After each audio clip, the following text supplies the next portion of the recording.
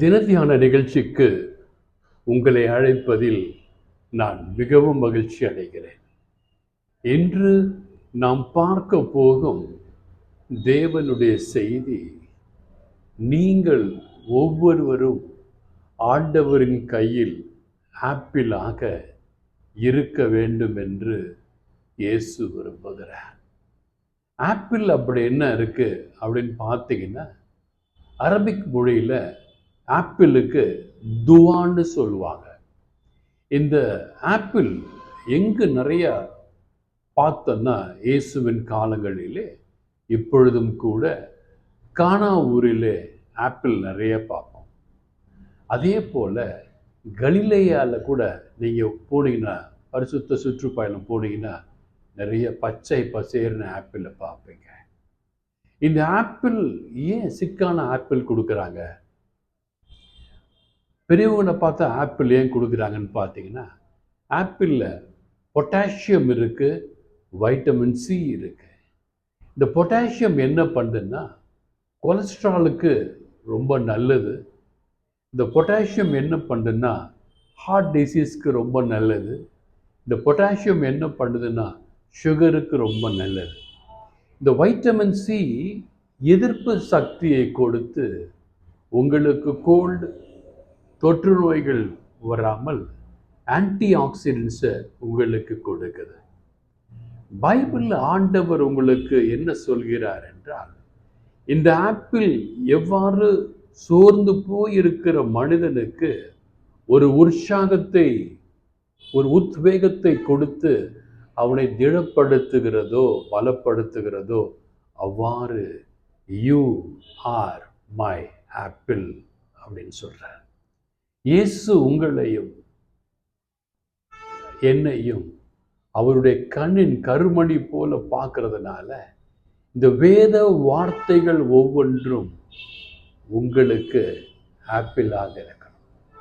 எவ்வாறு அந்த ஆப்பிளை சாப்பிட்ட உடனே நோயாளிகள் குணம் பெறுறாங்களோ, எவ்வாறு an apple a day keeps the doctor away என்று சொல்றாங்களோ, அதே போன்று இந்த ஆண்டவராகிய இயேசு கிறிஸ்துவின் ஒவ்வொரு வார்த்தையும் நீங்கள் உட்கொள்ளும் பொழுது, வாசிக்கும் பொழுது, கேட்கும் பொழுது, ஆண்டவருடைய ஒவ்வொரு தேவ செய்தியை நீங்கள் கேட்கும் பொழுது ஆப்பிள் சாப்பிட்ற மாதிரி.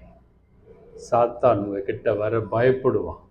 இவன் ஆப்பிள் சாப்பிட்றான், நம்ம எதிர்த்து நிற்க முடியாது, அவனுக்கு எதிர்ப்பு சக்தி நிறைய இருக்குன்னு சொல்லி சாத்தான் உங்களை பார்த்து பயப்படுவான். உன்னத பாட்டு சாங் ஆஃப் சாலமன்ஸ் 2ஆம் அதிகாரம் 3ஆம் வசனம் இவ்வாறு சொல்கிறது, like the finest apple tree in the orchard, காட்டு மரங்கள் மத்தியிலே கிச்சலி செடி என்று சொல்லப்பட்டிருக்கிறது. கிச்சலி, இந்த கிச்சலி செடியை தான் ஆங்கிலத்தில் ஆப்பிள் என்று சொல்லுகிறார்கள். இந்த காட்டு மரங்கள் மத்தியிலே எவ்வாறு ஆப்பிள் விளைந்து அது கனி கொடுக்கிறதோ, அவ்வாறு நீங்களும் இந்த பாவைகள் மத்தியிலே, இந்த பரியாசக்காரர்கள் மத்தியிலே, இந்த புற இனத்தார் மத்தியிலே ஆப்பிளாக, கனி கொடுக்கிற ஆப்பிளாக நீங்கள் இருக்க வேண்டும் என்று இயேசு விரும்புகிறார். ஆப்பிள் என்கிற பழத்தை பிடிக்காதவங்க யாருமே இருக்க மாட்டாங்க. இந்த ஆப்பிளோட குணாதிசயங்கள் நல்லதை செய்ய வேண்டும் என்பது தான். நீங்களும் கூட உங்கள் வார்த்தை, வாயிலிருந்து வருகிற வார்த்தை, எவ்வாறு நோயுற்றவர்களை பார்த்து ஆப்பிள் கொடுக்குறாங்களோ, அதே போன்று நீங்களும் யாருக்கெல்லாம் ஆண்டவருடைய வார்த்தை தேவையோ அவர்களுக்கெல்லாம் ஆப்பிள் போன்ற இந்த ஆண்டவருடைய வார்த்தையை நீங்கள் கொடுக்க வேண்டும் என்று இயேசு விரும்புகிறார். இயேசு ஒரே ஒரு ஆப்பிளை தான் சாப்பிட வேண்டாம்னு சொன்னார். ஒரு கனி, அந்த கனி என்ன என்று பார்க்க போகிறோம். ஆதி ஆகமம் புத்தகம் 2ஆம் அதிகாரம் 17ஆம் வசனத்திலே, விருட்சத்தின் கனியை புசிக்க வேண்டாம், அதை புசிக்கும் நாளிலே நிச்சயமாய் நீ சாவாய் என்று ஆண்டவர் கட்டளையிட்டார். விருட்சத்தின் கனி இங்கு சொல்லப்படுகிறது சாத்தானின் கனி. அந்த விருட்சத்தின் கனி என்று சொல்லுவது சுய சிந்தனை. சாத்தான் சொல்றான், இந்த பழத்தை சாப்பிட்டா நீயும் இயேசுவை போன்று மாறிவிடுவாய், உனக்கு நிறைய ஞானம் கிடைக்கும் என்று. இங்கு கூட ஆண்டவரின் வார்த்தையை நீங்கள் சுவைப்பீர்களேயானால் ஞானம் கிடைக்கும், தெய்வீக பலம் கிடைக்கும், தெய்வீக குணாதிசயங்கள் கிடைக்கும், சுகமளிக்கும் வரங்கள் கிடைக்கும், பேய்களை ஓட்டக்கூடிய சக்தி கிடைக்கும், உங்கள் தேவைகள் எல்லாம் சந்திக்கப்படும். தேவைகள் என்று சொல்கிறேன் மிகுதியாக அல்ல, என் தேவைகள் எல்லாம் ஒவ்வொரு நாளும் தேவன் சந்தித்து கொண்டுதான் இருக்கிறார். 100 சப்ஸ்கிரைபர்ஸ் வருவாங்களா அப்படின்னு சொல்லி அழுத காலங்கள் இருக்கிறது. இன்றைக்கு 5000த்திற்கும் மேலாக சப்ஸ்கிரைபர்ஸ் ஆண்டவர் கொடுத்தார். 10 பேரை பார்ப்பாங்களா அவனுடைய மெசேஜ்ன்னு சொல்லி கேலி பண்ணவங்க மத்தியில் இன்றைக்கு 100கணக்கான பேர் செய்திகளை பார்த்து கொண்டு தான் இருக்காங்க.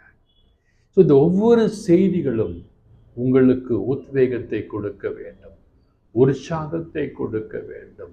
எவ்வாறு ஆப்பிளை சாப்பிட்டா சக்தி கொடுக்குதோ அதே போன்ற ஆண்டவருடைய வார்த்தை ஒவ்வொரு வார்த்தையும் உங்களுக்கு சக்தி கொடுக்கும். நீங்கள் சுவைக்க வேண்டாம் என்று சொல்கிற விருட்சத்தின் கனி ஆதியாகமம் 2:17 சொல்லப்பட்டது, இன்றும் உங்களுக்கு சொல்லப்படுகிறது.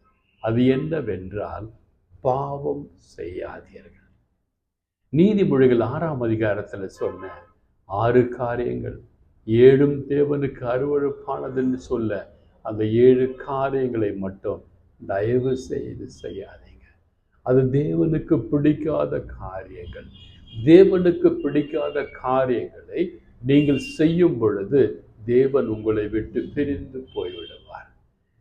அந்த நல்ல பாக்டீரியா உங்ககிட்ட பிரிந்து போயிட்டா, பேட் பாக்டீரியா வந்து எவ்வாறு உங்களை சேதப்படுத்துதோ நோய்வாய்ப்படுத்துதோ அதே போன்று இயேசுவின் வார்த்தை உங்களிடத்தில் இல்லை என்றால், பாவம் உங்களிடத்தில் நுழையும் என்றால், காமம் உங்களிடத்தில் நுழையும் என்றால், இயேசுவின் வார்த்தை சென்றுவிடும். தினந்தோறும் அந்த செய்திகளை கேட்டுக்கொண்டே இருங்க. கேட்கும்பொழுது என்ன ஆகும்னா, ஆண்டவரின் வார்த்தை நம்முடைய காதுகளிலே விழ விழ விழ விழ உங்களுக்கு தெரியாமலே உங்கள் சரீரம் பரிசுத்தமாக்கப்படும். நான் கூட பிரியமான அன்பு தேவ பிள்ளைகளே, பொய் சொல்லாமல் சொல்கிறேன், 45 நிமிஷம்லாம் சிலரோட செய்தி நான் கேட்டிருக்கேன். ஆரம்ப காலத்தில் இந்த ஊழியத்தை ஆரம்பிப்பதற்கு முன்பாக நிறைய செய்திகளை கேட்பேன். ஏன் கேட்பேன்னா, நம்ம எப்படி பேசுறது, அவங்க ஸ்டைல் எடுத்துக்கூடாது. ஒவ்வொருத்தர் செய்தியாளர்களோட ஸ்டைல் நம்ம எடுக்கவே கூடாது. நீங்கள் ஆண்டவரிடத்தில் ஜெபித்து கேட்கணும், ஆண்டவரே எனக்கு நான் எப்படி பேச வேண்டும் என்று சொல்லித்தாருங்கள் ஆண்டவர் என்று சொல்வீர்களே, ஆனால் ஆண்டவர் உங்களுக்கு கற்றுக் கொடுப்பார். எனக்கு நான் ஆண்டவர்கிட்ட கேட்டு, ஆண்டவரே நான் நிறைய பேரோட செய்தியை கேட்குறேன், யாருடைய செய்தியை நான் சொல்வது என்று கேட்கும் பொழுது, ஒரு சகோதரர் ஒரு பேரை சொல்லி அவரை மாதிரி நீங்கள் பேசுகிறீங்கன்னு சொன்னார். உடனே நான் என்னை மாற்றிக்கொண்டேன். அவரை மாதிரி நான் பேசக்கூடாது, ஆண்டவர் என்ன என் காதுகளில் சொல்கிறாரோ அதைத்தான் நான் பேச வேண்டும், நான் நானாக இருக்க வேண்டும். பாவியிலும் பாவி பெரிய பாவி. இந்த பாவியை இயேசு ஏற்றுக்கொண்டு எவ்வளவு வசதிகளை தருகிறார். 3 வேளை சாப்பாடு, இருக்க இடம், போட்டுக்க சட்டை எல்லாம் தராரு. அந்த தேவனுக்கு நான் துதிகள் செலுத்த வேண்டாமா? லட்சங்களை இழந்தாலும் பரவாயில்லை, என் லட்சியமான இயேசுவின் வார்த்தையை நான் விட்டுவிடக்கூடாது என்று இயேசுவுக்காய் இந்த ஊழியம் செய்கிறேன். உங்களுக்கெல்லாம் தெரியும், யூடியூப்பில் எனக்கு அவ்வளோ இன்கம் கிடையாது. இது வரைக்கும் நான் 1 ரூபா கூட நான் சம்பாதிக்கல. நிறைய ட்ரிப் நான் மானிட்டைசேஷன் ஆஃப் பண்ணி வச்சுருந்தேன், எனக்கு வேண்டாம். அப்புறம் சிலர் சொன்னாங்க, இல்லை ஆன் பண்ணி வைங்க, அதில் வந்துச்சுன்னா உங்களுக்கு அதை நீங்கள் ஏழைகளுக்கு கொடுக்கலான்னு சொன்னாங்க. அதனால தான் மானிட்டைசேஷன் ஆன் பண்ணேன். லட்சக்கணக்கான வியூஸ் கொடுத்தா தான் காசு வரும், இல்லை காசு கொடுக்க மாட்டாங்க. எனவே எனக்கு பிரியமான அன்பு தேவ பிள்ளைகளே, பணத்தின் மேல் ஆசை கொள்ளாதீர்கள், அது உங்களை பாதாளத்திற்கு கொண்டு போய்விடும். இயேசுவின் மேல் ஆசை கொள்ளுங்கள், ஆப்பிளா உங்களுக்கு கிடைக்கும். இயேசு சொன்னார் அல்லவா, நான் உன்னை தொடுகிறவன் என் கண்ணின் கருமணியை தொடுகிறான். ஆங்கிலத்தில் அழகாக இருக்கும், if somebody touches you, you are touching the apple of my eye. ஆண்டவருடைய கண்களை தொடுவது மிகவும் கடினம். நீதிமொழிகள் 25:1 இவ்வாறு சொல்கிறது, ஏற்ற சமயத்தில் சொன்ன வார்த்தை வெள்ளித்தட்டில் வைக்கப்பட்டுள்ள பொற்பழங்களுக்கு சமம். ஏற்ற சமயத்தில் சொல்கின்ற ஒவ்வொரு வார்த்தையும் வெள்ளி தட்டில் வைக்கப்பட்டுள்ள பொற்பழங்கள், ஆப்பிள்களுக்கு சமம். நீங்கள் ஆண்டவருடைய வார்த்தையை ஒவ்வொரு நாளும் சொல்லிக்கொண்டே இருப்பீர்களேயானால், ஏற்ற சமயத்தில் உங்கள் ஆத்துமாவே ஆண்டவர் வெள்ளித்தட்டில் வைத்த ஆப்பிளை போன்று தன்னிடத்திலே வைத்து கொண்டு உங்களையும் என்னையும் பாதுகாப்பார். இன்று கூட பார்த்தீங்கன்னா திருவண்ணாமலையில் மலை சரிவில் 7 பேர் மரித்து போயிட்டாங்க.